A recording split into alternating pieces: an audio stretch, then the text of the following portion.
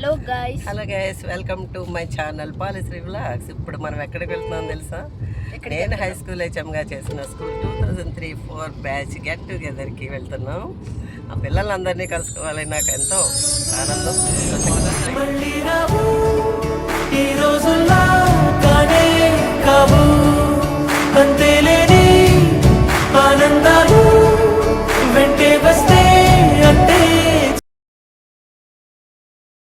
బంగారు బ్యాచ్ చేసేది అల్లరి వేరు ఒక్క అనుకునేది. ఈ పిల్లలు బాగా చూసుకుంటే దేవుడు నా పిల్లలు బాగా చూసుకుంటాడని అనుకునేదని తప్పించి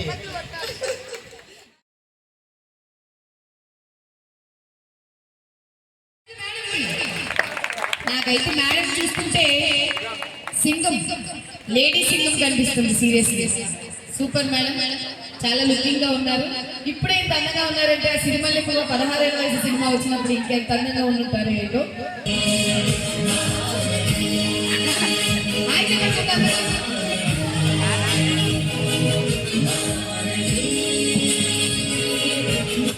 ఆవిడ మహానటి కాదండి, శివగామి. శివగామి నువ్వు బాహుబలివా? వేదిక నిర్మించిన పెద్దలందరికీ నమస్కారం అండి. శర్మ గారికి, యజ్వా గారికి, ఆర్ఎస్ గారికి, చల్పతి గారికి అందరికీ నమస్కారాలు. నాకు 8th క్లాస్లో మ్యారేజ్ అయింది. 13వ సంవత్సరంలో తర్వాత ముగ్గురు అమ్మాయిలు ఎంఏబీఈడి చేసి first appointment Koduru high school. అమ్మ ఎంత పెద్ద స్కూల్, అప్పుడే 1500 మంది పిల్లలు. అక్కడి నుంచి ఆకే సముద్రం అనుకుంటే తర్వాత ఈ స్కూల్కి వచ్చాను. ఆ స్కూల్ నాకు నేను టీచర్గా నిలబడటానికి నాకు ఒక ట్రైనింగ్ స్కూల్గా ఉపయోగపడింది. అది నేను ఎప్పుడు మర్చిపోలేను. అది పుట్టినలాగా భావిస్తాను. ఇక ఇక్కడికి వచ్చిన తర్వాత నన్ను నేను ప్రూవ్ చేసుకోవడానికి నేను పాలశ్రీ మేడం అంటే కొంచెం జిల్లాలో అందరికీ తెలిసిందంటే నాకు ఈ స్కూలే నాకు ఆ గౌరవం ఇచ్చింది. ఇక కరెక్ట్గా చెప్పాలంటే అన్నీ ఇప్పటి వరకు నేను 25 సంవత్సరాలు సర్వీస్ చేశాను. ఇందులో 25 బ్యాచ్లు వెళ్ళి 25 బ్యాచ్లో అంటే ఇక్కడికి వచ్చి పొగడాలని కాదు, 25 బ్యాచ్లో నాకు స్పెషల్ అంటూ ఒక బ్యాచ్ ఉంది అంటే మీ బ్యాచ్. ఎందుకో తెలియదు, ఎన్నో బ్యాచ్లు వెళ్ళింది, కానీ మీ బ్యాచ్లో మీరు చేసిన అల్లర్లు కానీ చదువులు కానీ ఏదైనా సరే నేను చేసే ప్రతి యాక్టివిటీలో కూడా నేను సక్సెస్ అయ్యాను అంటే కనుక నా వెనకాల ఉన్నది మీరే.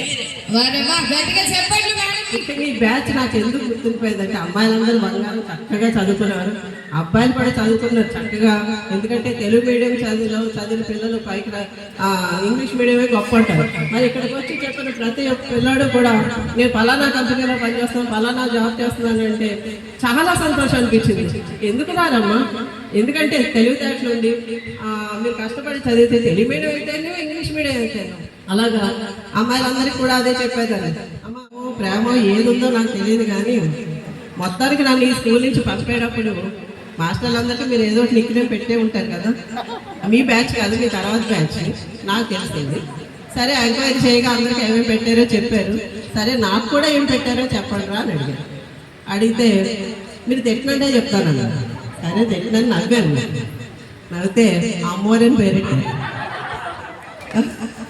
పర్వాలేదురా అమ్మవారితోటే పోల్చారు. ఎవరండి వీళ్ళు? తర్వాత బ్యాచ్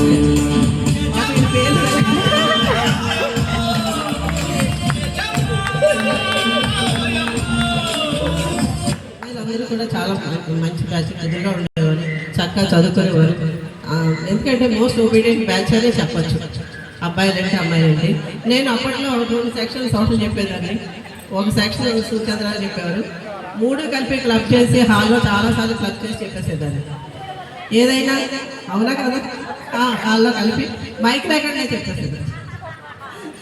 సంతోషం ఇక్కడికి మమ్మల్ని పిలిచి అవి అందరు మొహాలు చూస్తుంటే ఎన్నో మాట్లాడాలనుకున్నాను. ఇంకా చాలా మట్టుకి ఏదైనా సరే ఎప్పుడైనా సరే మీరందరూ బాగుంటే నా పిల్లలు దేవుడు ఎప్పుడు ఆశీర్వదిస్తాడని ఎప్పుడు ఫస్ట్ కోరుకునేదాన్ని. నేను చాలా చిన్న వయసులో వివాహం అయిపోయింది. భర్త ఏమో బ్యాంకులో జాబ్. మళ్ళీ వారు మూర్తి గారు మన పాటలు ఎక్కడ ఎప్పుడు మన జరిగింది చేస్తారు. కొన్ని 3 రైస్ వెళ్ళేది. అక్కడి నుంచి బదిలీలో మన స్కూల్కి వచ్చింది. ఈవిడి కష్టాలు ఎవరికి కూడా అన్ని కష్టాలు ఉండవు, కానీ పంటి బియ్యంలోనే ఉంటాయి. పిల్లలు అలాంటి పిల్లల్ని పెంచారు. ఇప్పుడు రాణి వచ్చింది, ఆ అమ్మాయిని చక్కగా చదివించారు, కానీ ఎప్పుడు మొఖం మీద ఆ కష్టాలు కనపడేవారు. ఇప్పుడు కూడా ఇంటికి వెళ్తే మనం ఆశ్చర్యపోతాం. అయినా కూడా ఈవేళ ఈ 60 years అబవ్ ఏజ్లో ఈవిడ నాట్యం నేర్చుకోవాలని డ్యాన్స్ నేర్చుకుని క్లాసికల్ ఢిల్లీ, హైదరాబాద్, రవీంద్ర భారతిలో ప్రోగ్రాంలు ఇస్తూ ఉంటారు.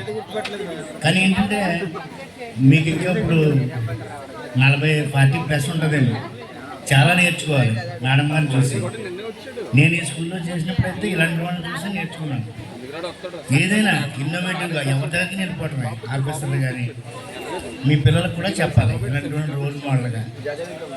Thank you madam. అదే ఇందాక మీ వారికి చెప్పమన్నాను కదా, చిన్నప్పుడు ఎన్నో అనుకుంటాం, మనకి తీరని కోరికలు ఎన్నో ఉంటాయి. చెప్పండి. నాకు ముగ్గురు అమ్మాయిలతో నాకు హై స్కూల్ హెచ్ఎం అవడంతో నేను కొన్ని తీర్చుకోలేకపోయాను. రిటైర్ అయ్యాక క్లాసికల్ నేర్చుకున్నాను, ఢిల్లీ వెళ్ళాను, నంద్యాబాద్ వచ్చింది. ఇప్పటికీ ప్రోగ్రామ్స్ ఇస్తూ ఉంటాను, అంటే మరీ ఎక్కువగా కాకుండా వెళ్తూ ఉంటాను. అలాగే దాండియా చేస్తాను, యోగా చేస్తాను, వాకింగ్ చేస్తాను. మా అబ్బాయి ఏడాడు, అటు ఎస్ఎస్ ఫిట్నెస్ అనే జిమ్ పెట్టాడు, ఆ జిమ్కి కూడా వెళ్తాను. మీరు రండి, ఆ జిమ్లో వచ్చి ఆ కుర్చీలో కూర్చుంటే అందరికీ భయం ఉంటుంది అంటా ఉంటాడు. అలాగా జిమ్కి వెళ్తాను. అలాగా నేను లేదు, ఏదన్నా మనం చేయొచ్చు ఫిట్నెస్ కోసం ఏదైతేనేమి. అలాగా ఎవరో ఒకళ్ళు మనకి ఇన్స్పిరేషన్గా ఉండాలి. ఈరోజు ఏది ఎవరు ఏమీ చెప్పక్కర్లేదు, మేమేం మీకు చెప్పక్కర్లేదు. మనకి సెల్ ఫోన్లోనే నేర్చుకోవడానికి బోర్డులు ఉన్నాయి. కాలక్షేపం కోసం ఇలాగ చేతులు ఇలా అనకండి, ఇక్కడ పనికొచ్చే ఇదే చూడండి, అంతేనా? అలాగని ఏదో వంట చేయటం, వాళ్ళని పంపేయటం, మళ్ళీ సాయంత్రం వరకు ఏదో టీవీ ఫోను పట్టు కూర్చోవడం కాదు. పనికొచ్చే పనులు చేయండి, నేర్చుకోండి, మీ అకాడమిక్ క్వాలిఫికేషన్స్ పెంచుకోండి. లేదా మీకు నేర్చుకోవాల్సిన కంప్యూటర్ వర్క్ నేర్చుకోవచ్చు, ఇంకేదన్నా నేర్చుకోవచ్చు. అంతేగాని ఏదో ఏంటి గడియారంలాగా మనం పని చేయాలి, అంతేగాని ఏదో కథలు రాయేలాగా ఉండిపోయి మనం కూడా రుబ్బురోలాగా అయిపోతాం.